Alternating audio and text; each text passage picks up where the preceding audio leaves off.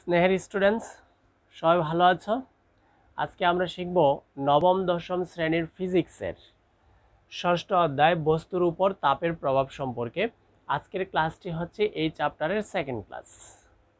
গত ক্লাসে আমরা শিখেছি তাপ এবং তাপমাত্রার পার্থক্য এবং তাপমাত্রা কিভাবে পরিমাপ করা হয়, অর্থাৎ থার্মোমিটার দিয়ে। সেই থার্মোমিটারের মধ্যে আবার কি কি ভাগ আছে: সেলসিয়াস থার্মোমিটার, ফারেনহাইট স্কেলের থার্মোমিটার, কেলভিন স্কেলের থার্মোমিটার, এবং এগুলোর একটার তাপমাত্রাকে অন্যটার তাপমাত্রাতে কিভাবে কনভার্ট করতে হয় সেই সম্পর্কে আমরা সূত্র শিখেছি এবং সেখানে অঙ্কও করেছি। ক্লিয়ার? তো ওই জায়গায় একটি কথা ছিল তাপ এবং তাপমাত্রার যে ভিন্নতা। আসলে বিষয়টা আমাদের কাছে ক্লিয়ার, তারপরও এই আজকের চ্যাপ্টারটি শুরু করার আগে তাপ এবং তাপমাত্রা নিয়ে আরও একটু কথা আমরা বলি। যেমন একটি আমরা পানির একটি যদি আমরা পাত্র নেই, যে এটা পানির একটি পাত্র, তার মধ্যে কিছু পানি আছে, এটার মধ্যে আমরা একটি থার্মোমিটার দিয়ে দিলাম, সেলসিয়াস স্কেলের থার্মোমিটার। একটু ভালো করে বিষয়টা আমরা খেয়াল করি। তো নর্মাল অবস্থায় এখন আমরা তাপ দেই নাই, স্বাভাবিক অবস্থায় পানির একটি তাপমাত্রা থাকবে, প্রত্যেক পদার্থেরই একটি তাপমাত্রা থাকে, সেটা যে অবস্থায় থাকুক। অনেক ঠান্ডা, মনে করো যে একেবারে বরফ হয়ে আছে, সেইখানেও থার্মোমিটার দিলে একটি তাপমাত্রা পাওয়া যাবে, যদিও তার মান হচ্ছে অনেক কম, মাইনাসের হবে, -10, -15 বা -20 ডিগ্রি, কিন্তু তাপমাত্রা তো একটি আছেই, থাকবেই, প্রত্যেক পদার্থেরই একটি তাপমাত্রা আছে। তো নর্মাল অবস্থায় এই পদার্থটির একটি তাপমাত্রা আছে এবং তার মধ্যে আমরা থার্মোমিটার দিলে এই জায়গায় স্কেল থাকে, যারা আমরা থার্মোমিটার দেখেছি জানি। তো এখানে একটা তাপমাত্রা উঠবে, তো মনে করি এটা 25 ডিগ্রি সেলসিয়াস, মানে নর্মাল অবস্থায় পানিটি 25 ডিগ্রি সেলসিয়াস অবস্থায় আছে। আমরা তাকে তাপ দিব, তাহলে নিচে দিয়ে আমরা একটি তাপ দেওয়ার ব্যবস্থা করলাম। তো এই অবস্থায় যদি আমরা রাখি, কিছুক্ষণ পর দেখব যে এই থার্মোমিটারের উচ্চতা আরও একটু বেড়ে গেছে, অর্থাৎ হয়তো হয়ে গেল তখন 30 ডিগ্রি সেলসিয়াস। ক্লিয়ার? তাহলে এই যে থার্মোমিটার দিয়ে বস্তুটার যে অবস্থা, মানে তার মান কতটুকু, সেটা যে আমরা পেলাম, এই যে 25 বা 30, এগুলো হচ্ছে তাপমাত্রা। আর নিচে দিয়ে যে শক্তি আমরা দিচ্ছি, এখান থেকে এই আগুন থেকে একটা শক্তি যাচ্ছে, আগুনটা কিন্তু শক্তি না, সেখানে আগুন থেকে এই যে ফাঁকা জায়গা দিয়ে এই বস্তুটাকে গরম করছে, তাহলে এই যে শক্তিটা যাচ্ছে এটাই হচ্ছে তাপ। তাহলে তাপ এক প্রকার শক্তি, যেটা এই যে নিচের আগুন থেকে এটার মধ্যে যাচ্ছে, তাহলে ইহা হচ্ছে শক্তি, তাপ। আর এই জায়গাগুলো, এগুলো হচ্ছে তাপমাত্রা।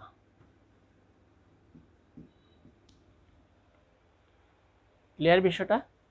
তাহলে তাপ যেটা দেখা যায় না, শক্তি, এটা দিয়ে কাজ করা যায়। আর তাপমাত্রা হচ্ছে থার্মোমিটারের মাধ্যমে আমরা যে মানটাকে দেখি, পরিমাপ করি, সেটা হচ্ছে তাপমাত্রা। ক্লিয়ার? এবার আমরা দেখি কঠিন পদার্থের মধ্যে তাপ দিলে তার মধ্যে কি কি পরিবর্তন হয়। তো কঠিন পদার্থ আমরা জানি, যার নির্দিষ্ট আকার, আকৃতি, আয়তন এগুলো আছে, সেই হচ্ছে কঠিন পদার্থ। তো কঠিন পদার্থের মধ্যে যদি আমরা তাপ দেই, সেখানে কি ঘটনা ঘটে? তো আমরা এটাকে মুছে ফেললাম। এবার কঠিন পদার্থের তাপ দিলে তার মধ্যে কোন ধরনের পরিবর্তন আমরা দেখি, সেই বিষয়টা একটু ক্লিয়ার করি। মনে করি এটা একটা কঠিন পদার্থ, এই কঠিন পদার্থ, এবং তার দৈর্ঘ্য হচ্ছে L1, মানে খুব সরু চিকন একটা কঠিন পদার্থ, লোহার তার হইতে পারে, হ্যাঁ এটা এরকম, মানে যার শুধু দৈর্ঘ্য আছে, প্রস্থ নাই। তাহলে এই অবস্থায় তার একটা নির্দিষ্ট তাপমাত্রা তো থাকবেই। আমরা এইভাবেও তাকে হিট দিচ্ছি, তাপ শক্তি দিচ্ছি। তাহলে তাপ শক্তি দেওয়ার ফলে এই বস্তুটার মধ্যে একটা পরিবর্তন হবে। পরিবর্তনটা কি হবে? তার আগে যতটুকু দৈর্ঘ্য ছিল, তাপ নেওয়ার পর, তাপ পাওয়ার পর তার দৈর্ঘ্য বেড়ে যাবে। আমরা জানি এটা যে সকল পদার্থই তাপের কারণে প্রসারিত হয়। আর যদি কোনো বস্তুকে আমরা ঠান্ডা করি সেটা সংকুচিত হয়, তার দৈর্ঘ্য কমে যাবে যদি ঠান্ডা করি।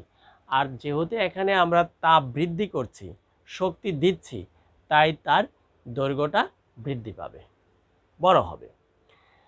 তো দৈর্ঘ্য মনে করি আমরা আগে তার দৈর্ঘ্য ছিল L1, এখন কিছুটা দৈর্ঘ্য তার বৃদ্ধি পেয়ে এইরকম অবস্থায় যাবে, যে ডট ডট দিয়ে দেখালাম আমরা, এই অংশটা তার বৃদ্ধি পেল।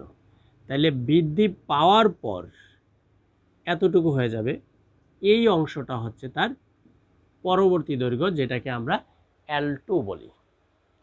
তাহলে আগের যেই দৈর্ঘ্য ছিল সেটা হচ্ছে L1, আর তাপ দেওয়ার ফলে তার মধ্যে বৃদ্ধি হইল, বৃদ্ধি পাওয়ার পর তার এই যে যতটুকু হয়ে গেল দৈর্ঘ্য সেটা হচ্ছে L2। ক্লিয়ার? তাহলে তার দৈর্ঘ্য বৃদ্ধি পেল কতটুকু? তাহলে দৈর্ঘ্যের পরিবর্তন, দৈর্ঘ্যের পরিবর্তন পরিবর্তন হবে L2 - L1, মানে পরবর্তী দৈর্ঘ্য, মানে বেশি দৈর্ঘ্যটা থেকে আগের দৈর্ঘ্যটা, কম দৈর্ঘ্যটা বাদ দিলে তার কতটুকু পরিবর্তন হলো সেটা আমরা পাবো। পরিবর্তনকে আবার ডেল এল দ্বারা প্রকাশ করা হয়। ডেল বা ডেল্টা, ডেল্টা মানে কোনো ক্ষুদ্র জিনিসকে বোঝানোর জন্য এই যে ত্রিভুজ চিহ্নটা, এটাকে ডেল্টা বলা হয়। তাহলে ডেল্টা এল মানে ওই যে দুইটাই দৈর্ঘ্যের যে পরিবর্তন, সেটাকে ডেল্টা এল দ্বারা প্রকাশ করা হয়। ক্লিয়ার? তাহলে এইভাবে আমরা দেখলাম যে যে কঠিন পদার্থের শুধুমাত্র দৈর্ঘ্য আছে, তার মধ্যে যদি তাপ দিই তাহলে তার দৈর্ঘ্যের পরিবর্তন হবে। ক্লিয়ার? আচ্ছা, এবার আমরা দেখি যদি বস্তুটি, যেই বস্তুটিকে আমরা তাপ দিলাম, ওই বস্তুটি যদি শুধু দৈর্ঘ্য না থেকে তার প্রস্থ থাকতো, অর্থাৎ তার দৈর্ঘ্য এবং প্রস্থ দুইটাই থাকে, তাহলে সেই ক্ষেত্রে হয় কি, দৈর্ঘ্য আর প্রস্থ গুণ দিলে হয় ক্ষেত্রফল। অর্থাৎ আমরা এরকম একটি বস্তু নিলাম, এই টাইপের, এই বস্তুর দৈর্ঘ্য এবং প্রস্থ দুইটাই আছে, মানে এটা ক্ষেত্রফল বিশিষ্ট। যে কোনো একটি কঠিন পদার্থের শীট বা পাতলা একটি কি বলে আয়তকার বা সামান্তরিক আকৃতির একটি আমরা শীট নিলাম, পাত নিলাম, এটা। তো এর মধ্যেও যদি আমরা তাপ শক্তি দেই তাহলে এবার তার দৈর্ঘ্য প্রস্থ দুইটাই আছে, দৈর্ঘ্য প্রস্থ দুইটাই আছে মানে ক্ষেত্রফল আছে। তাহলে তার এখন ক্ষেত্রফল বৃদ্ধি পাবে, শুধু দৈর্ঘ্য বাড়বে না, দৈর্ঘ্য বাড়বে এবং প্রস্থও বাড়বে। অর্থাৎ এটার পরবর্তীতে আয়তনটা হয়ে যাবে, ক্ষেত্রফলটা হয়ে যাবে এরকম, যে দৈর্ঘ্যের দিকে বাড়বে, প্রস্থের দিকেও বাড়বে, তাহলে টোটাল ক্ষেত্রফলটা এরকম হবে। ক্লিয়ার? তাহলে ক্ষেত্রফল যখন তার দৈর্ঘ্য প্রস্থ থাকবে তখন বৃদ্ধি পাবে ক্ষেত্রফল। তাহলে আগের ক্ষেত্রফলকে আমরা জানি এ দ্বারা, ক্যাপিটাল এ দ্বারা প্রকাশ করা হয়। আগের ক্ষেত্রফলটি হচ্ছে A1, আর পরবর্তীতে যে ক্ষেত্রফলটি আমরা পেলাম সেটা হচ্ছে A2। তাহলে ক্ষেত্রফলের কতটুকু পরিবর্তন হইল সেটা যদি আমাদেরকে বের করতে বলে, আগের মতোই A2 - A1, এবং তাকে ডেল্টা এ দ্বারা প্রকাশ করা হয়, অর্থাৎ ক্ষেত্রফলের ক্ষেত্রে ডেল্টা এ। এটা হচ্ছে ক্ষেত্রফলের পরিবর্তন। ক্লিয়ার? আর যদি আমরা এমন কঠিন পদার্থ নেই যার দৈর্ঘ্য প্রস্থ উচ্চতা তিনটাই আছে, অর্থাৎ ত্রিমাত্রিক, তাহলে দৈর্ঘ্য প্রস্থ উচ্চতা তিনটা থাকা মানে তার আয়তন থাকা, তাহলে সেই ক্ষেত্রে কি বৃদ্ধি পাবে? অবশ্যই আয়তন বৃদ্ধি পাবে, কারণ তার আয়তন আছে। এবার হিট দিলে আয়তন বৃদ্ধি পাবে। তো ওইটা যদি আমরা চিত্র দিয়ে দেখি এরকম হবে যে এই টাইপের একটি আমরা ঘনবস্তু নিলাম,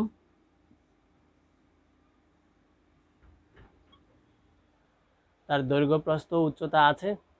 এবার সে তাপ শক্তি যদি গ্রহণ করে, মানে আমরা যদি হিট দেই তাকে, তাহলে তার পরবর্তীতে দেখা গেছে যে দৈর্ঘ্য বাড়বে, প্রস্থ বাড়বে, উচ্চতা বাড়বে, অর্থাৎ তার আয়তনটা বৃদ্ধি পেয়ে এরকম হয়ে যাবে, বড় হয়ে যাবে। দৈর্ঘ্য প্রস্থ উচ্চতা তিনও দিকেই বাড়বে, অর্থাৎ তাহলে তার আয়তন বৃদ্ধি পাচ্ছে। তাহলে বিষয়টা আগেরগুলোর সাথে মিল রাখতে পারি আমরা। তো আয়তনকে ভি দ্বারা প্রকাশ করা হয়। ভি শব্দটা আসছে ভলিউম থেকে। ভি মানে আয়তন, আয়তনের ইংরেজি শব্দ হচ্ছে ভলিউম। তাহলে V1 আগের আয়তন, আর V2 হচ্ছে পরবর্তী আয়তন। তাহলে আয়তনের পরিবর্তন কি হলো? আয়তনের পরিবর্তন হচ্ছে ডেল বি সমান V2 মাইনাস V1। ক্লিয়ার? এটা হচ্ছে আয়তনের পরিবর্তন। তাহলে আমরা দেখলাম যে কঠিন পদার্থের ক্ষেত্রে তার দৈর্ঘ্যের, যদি শুধু দৈর্ঘ্য থাকে দৈর্ঘ্যের পরিবর্তন হবে, ক্ষেত্রফল থাকলে ক্ষেত্রফলের পরিবর্তন হবে, যদি তার আয়তন থাকে তাহলে আয়তনের পরিবর্তন হবে। ঠিক আছে? আর তরল ও গ্যাসীয় পদার্থের ক্ষেত্রে একটু আমরা চিন্তা করি, তরল এবং গ্যাসীয় পদার্থ। তো তরল আর গ্যাসীয় পদার্থের তো এদেরকে দৈর্ঘ্যভাবে রাখা যায় না, শুধু তাদের দৈর্ঘ্য এরকম অবস্থা নাই, শুধু ক্ষেত্রফল এরকম নাই, এদের আছে আয়তন। তাইলে তরল এবং গ্যাসীয় পদার্থের মধ্যে যদি আমরা তাপ দেই, তাপমাত্রা বৃদ্ধি করি, তাহলে তাদের মধ্যে যে পরিবর্তন হবে শুধুমাত্র আয়তনের পরিবর্তন হবে, দৈর্ঘ্য আর শুধু ক্ষেত্রফলের হবে না, তাদের সব সময় আয়তনের পরিবর্তন হবে। ক্লিয়ার? ব্যাপারটা এরকম আর কি, যে আমরা একটি তরল পদার্থ নিলাম, এটা একটি তরল পদার্থের পাত্র, তার মধ্যে কিছু তরল পদার্থ আছে। আমরা এখান থেকে যদি তাপ দিচ্ছি, যে তাপ, তাহলে তার যে আয়তন আছে, মানে যতটুকু লেভেলটা আছে পানির বা তরলের, এটা এখান থেকে একটু উপরে চলে যাবে। তাহলে আগের যে আয়তনটি ছিল সেটা B1, পরবর্তী আয়তনটি মানে এখান থেকে শুরু করে আগেরটি পর্যন্ত সেটা হচ্ছে B2। তাহলে আয়তনের পরিবর্তন ওই আগের মতোই B2 মাইনাস B1, তরল পদার্থের আয়তনের পরিবর্তন হবে। আর গ্যাসীয় পদার্থ, যদি আমরা গ্যাসীয় পদার্থ তো এইভাবে রাখা যায় না, এটাকে যে কোনো একটি বেলুন বা এই অবস্থায় আমরা রাখলাম, মনে করি যে এটি একটি গ্যাসীয় পদার্থ বেলুনের মধ্যে আছে অথবা অন্য কোনো পাত্রের মধ্যে আছে। তাহলে এই গ্যাসীয় পদার্থটির মধ্যেও যদি আমরা তাপ দেই, হ্যাঁ অবশ্যই পাত্রটি এরকম হইতে হবে যাতে তাপের কারণে পাত্রটি নষ্ট না হয়ে যায়। তাহলে এখান থেকে সে তাপ গ্রহণ করলে এই যে আয়তনটা, পাত্রের আয়তনটা বড় হয়ে যাবে, মানে ভিতরের গ্যাসীয় পদার্থের কারণে। তাহলে গ্যাসীয় পদার্থের মাধ্যমে তার আয়তন বড় হয়ে যাবে এরকম। একই অবস্থা, সেইখানেও তার আয়তনের পরিবর্তন হবে V2 মাইনাস V1। ক্লিয়ার?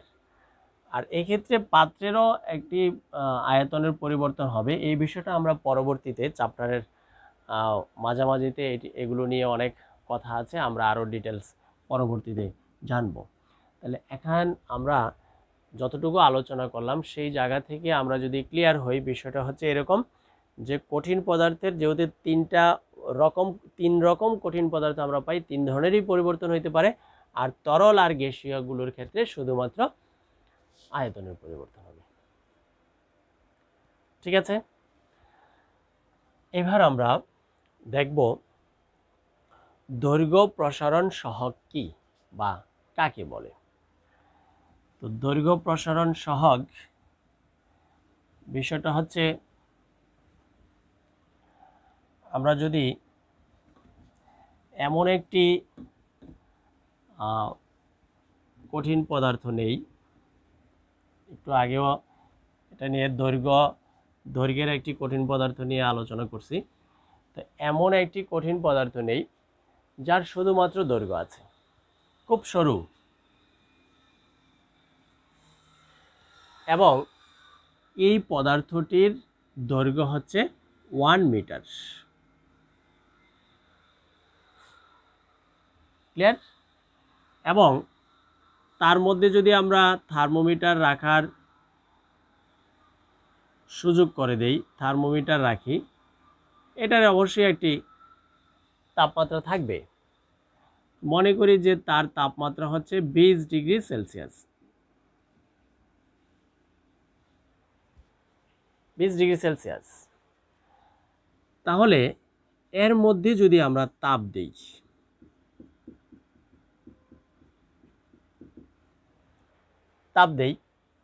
এই তাপমাত্রা বেড়ে অনেক কিছু হইতে পারে, 25-30, এটা কতক্ষণ আমরা তাপ দিব তার উপরে ডিপেন্ড করবে।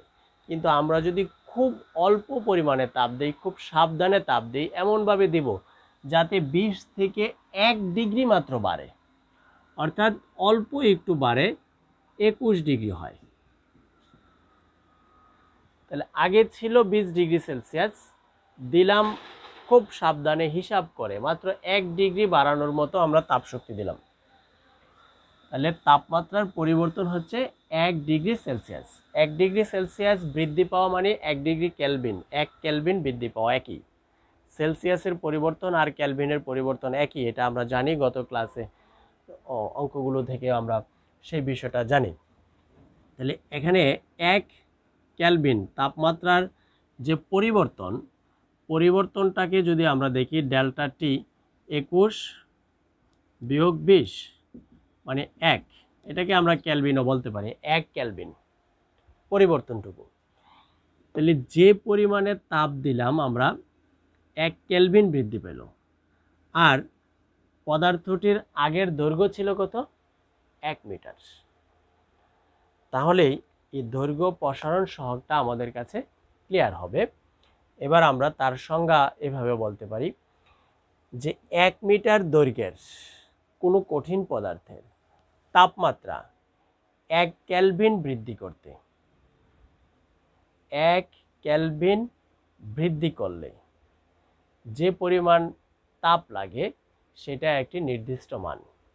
ওই মানটি হচ্ছে দৈর্ঘ্য প্রসারণ সহগ, ওই পদার্থের উপাদানের দৈর্ঘ্য প্রসারণ সহগ। ক্লিয়ার? তাহলে দৈর্ঘ্য প্রসারণ সহগ, এই দৈর্ঘ্য প্রসারণ সহগকে প্রকাশ করা হয়, দৈর্ঘ্য প্রসারণ সহগ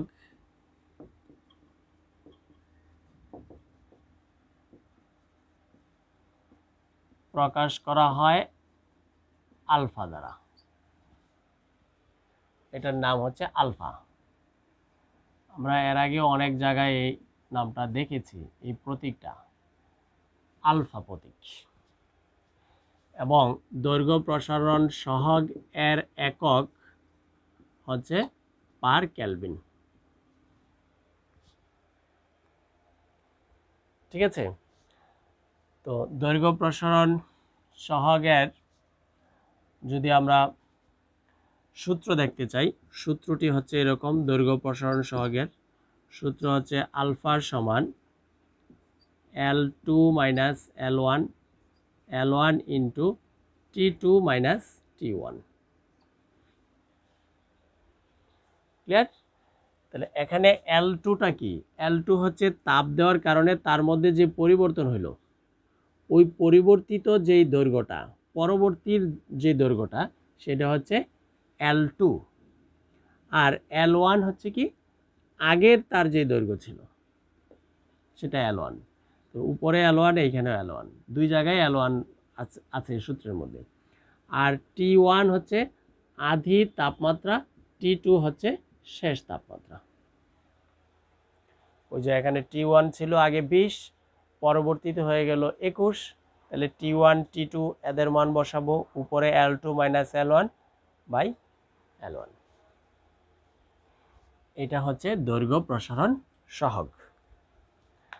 তো যদি আমাদের এই মানগুলো প্রশ্নের মধ্যে দিয়ে দেয় যে একটি বস্তুর আধি দৈর্ঘ্য মানে L1 এর মান দিয়ে দেয়, তাপ দেওয়ার পর তার মান কত হইল সেটাও প্রশ্নের মধ্যে উল্লেখ থাকে L2, তারপরে আধি তাপমাত্রা T1 এবং শেষ তাপমাত্রা T2, এই বিষয়গুলো যদি প্রশ্নের মধ্যে দেওয়া থাকে তাহলে আমরা ওই পদার্থটির দৈর্ঘ্য প্রসারণ সহগ নির্ণয় করতে পারব। ক্লিয়ার? তাহলে দৈর্ঘ্য প্রসারণ সহগ নির্ণয় করার জন্য হচ্ছে এই সূত্র, এটা দিয়ে আমরা অঙ্ক করব। ঠিক আছে? আচ্ছা, এবার আসি আমরা ক্ষেত্র প্রসারণ সহগ সম্পর্কে। তো ক্ষেত্র প্রসারণ সহগ বিষয়টাও এরকম। ক্ষেত্র প্রসারণ সহগ সেই ক্ষেত্রে এই জায়গায় যেমন আমরা শুধু দৈর্ঘ্যের একটি বস্তু নিয়েছিলাম, শুধু দৈর্ঘ্যের বস্তু না নিয়ে যদি আমরা এখানে ক্ষেত্রফল বিশিষ্ট বস্তু নেই, তো ক্ষেত্রফল বিশিষ্ট কি? যার দৈর্ঘ্য প্রস্থ আছে, তাহলে এর ক্ষেত্রফল হচ্ছে A1। এটাকে তাপ দিলে তার ক্ষেত্রফল বৃদ্ধি পেয়ে যে এরকম হয়ে যাবে, একটু বড় হয়ে যাবে, সেই মানটা হচ্ছে A2। আর ক্ষেত্র প্রসারণ সহগ তখন দৈর্ঘ্য প্রসারণ সহগ না হয়ে হবে ক্ষেত্র প্রসারণ সহগ। ক্ষেত্র প্রসারণ সহগকে প্রকাশ করা হয় আলফা দিয়ে না, সেটাকে প্রকাশ করা হয় বিটা দিয়ে, বিটা।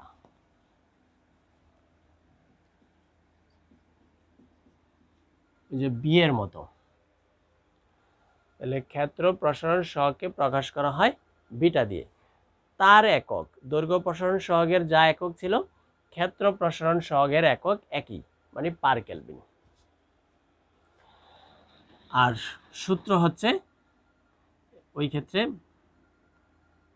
ক্ষেত্র প্রসারণ সহগের, এটা আমরা মুছে ফেলি, সূত্র হবে বিটা সমান A2 minus A1 T2 minus T1।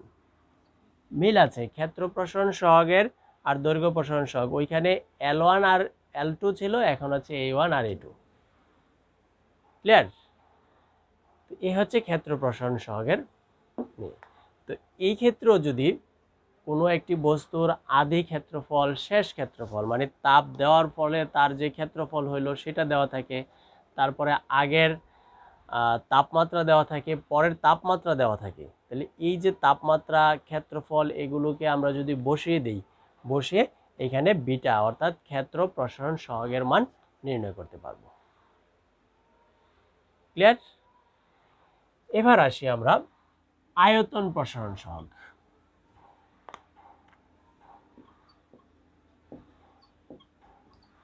আয়তন প্রসারণ সহগ, যেটা, তো আয়তন প্রসারণ সহগকে প্রকাশ করা হয় গামা দিয়ে।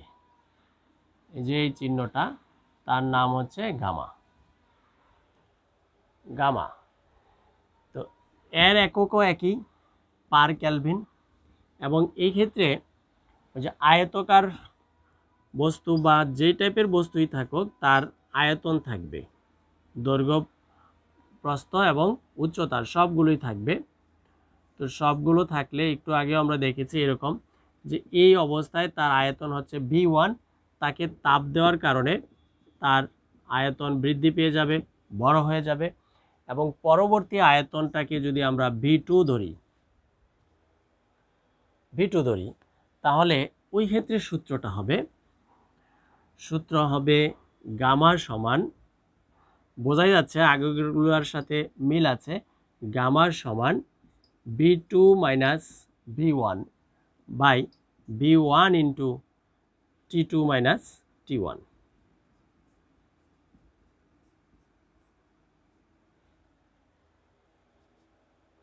ক্লিয়ার? তাহলে B2 minus B1 by V1 into T2 minus T1।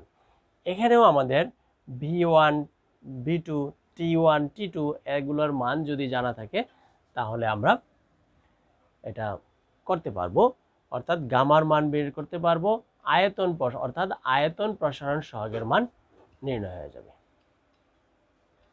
মিল আছে, চমৎকারভাবে মিল আছে এবং সহজ সিস্টেমটা। তো এবার আসি আমরা আমাদের আজকের একেবারে সর্বশেষ আলোচনার যেই অংশটুকু, সেটা হচ্ছে আলফা বিটা গামা এদের পারস্পরিক রূপান্তর। তো আলফা মানে কি একটু আগেই বলেছি আমরা, দৈর্ঘ্য প্রসারণ সহগ, বিটা হচ্ছে ক্ষেত্র প্রসারণ সহগ, আর গামা হচ্ছে আয়তন প্রসারণ সহগ। তাহলে আলফা বিটা গামা এদের মধ্যে কি কি পরস্পর রূপান্তর করা যায়, কিভাবে একটার মান দেওয়া থাকলে আরেকটার মান আমরা বের করতে পারবো, সেই সম্পর্কে আমরা এখন একটু জানব। তো এগুলোকে আমরা মুছে ফেলি। আলফা বিটা গামা এর পরস্পর রূপান্তর সম্পর্কে যদি আমরা দেখি, বিষয়টা এরকম, আলফা বিটা গামা পরস্পর রূপান্তর।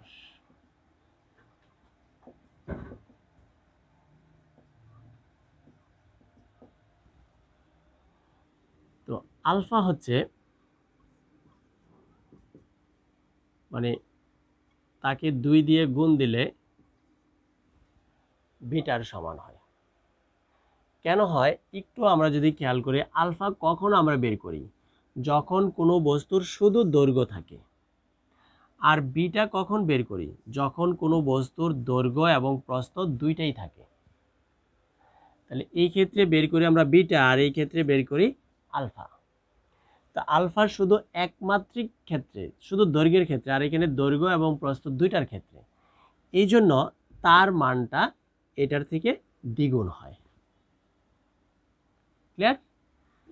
তাহলে 2 আলফা, অর্থাৎ আলফাকে 2 দিয়ে গুণ দিলে বিটার সমান হয়। তো এখান থেকে যদি আমরা উল্টাইয়া কথাটা বলতে চাই, তাহলে আলফার মানটা কি হবে, বিটার অর্ধেক হবে। ওই যে 2টাকে ডান দিকে নিয়ে গেলাম।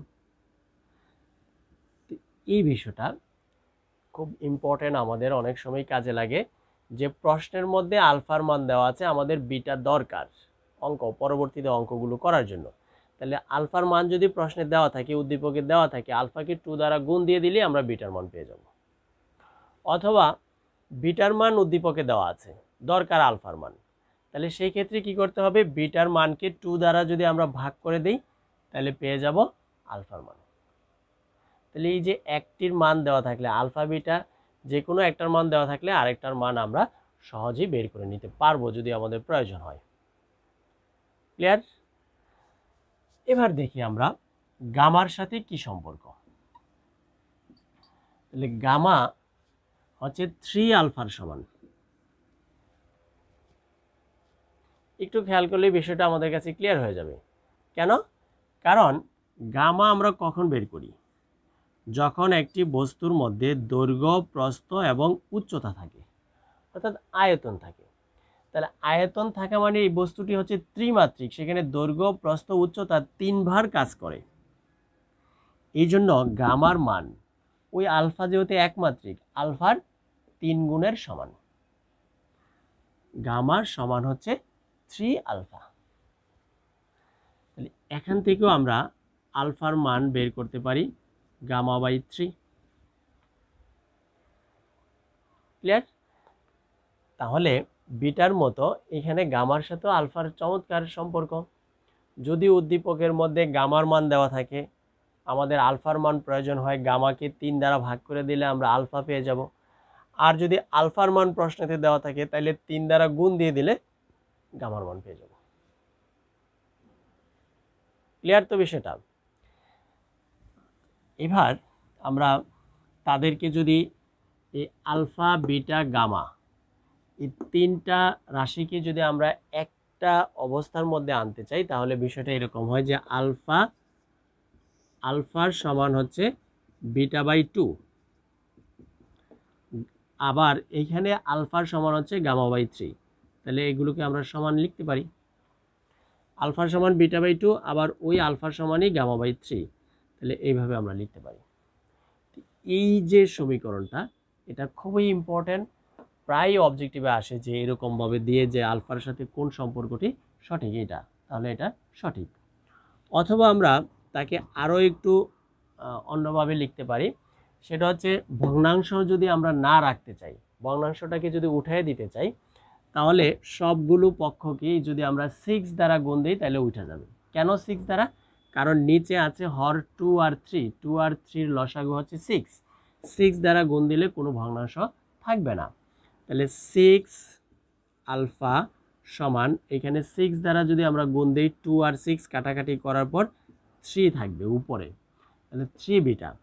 এখানে 6 দ্বারা যদি আমরা গুণ দিয়ে দিই তাহলে 2 থাকবে উপরে, তাহলে 2 গামা। এটাও খুব ইম্পর্টেন্ট একটা লাইন। এখান থেকে আমরা যে কোনো অবস্থার মধ্যে যেতে পারি, বিশেষ করে বিটা আর গামা এদের মধ্যে যেই সম্পর্কটা, কারণ আলফার মধ্যে সম্পর্কটা সহজেই বোঝা যায়, কিন্তু বিটা আর গামার মধ্যে কি সম্পর্ক? বিটা আর গামার মধ্যে সম্পর্ক হচ্ছে 3 বিটা সমান 2 গামা। ক্লিয়ার? তো এগুলো নিয়ে প্রত্যেকটা সূত্র নিয়েই, প্রত্যেকটা যতটা আমরা সমীকরণ সূত্র এগুলো নিয়ে আলোচনা করছি, সবগুলো নিয়েই অঙ্ক হয়, পরীক্ষাতে আসে, এগুলো খুব ইম্পর্টেন্ট। তো তোমরা এই সূত্রগুলো যদি বুঝে থাকো ভালোভাবে, এখন জাস্ট শুধু প্রশ্নের মধ্যে মান দিয়ে দিয়ে এগুলোকে সঠিকভাবে ব্যবহারের চেষ্টা করতে হবে। তো আশা করি সবাই পারবা, আর বেশি বেশি চর্চা করতে হবে, তো তাহলেই সাকসেস হবা। তো এই ছিল আমাদের আজকের ক্লাস। তো এতক্ষণ মনোযোগ দিয়ে ক্লাসটি দেখার জন্য অসংখ্য ধন্যবাদ। সবাই ভালো থাকো, সুস্থ থাকো।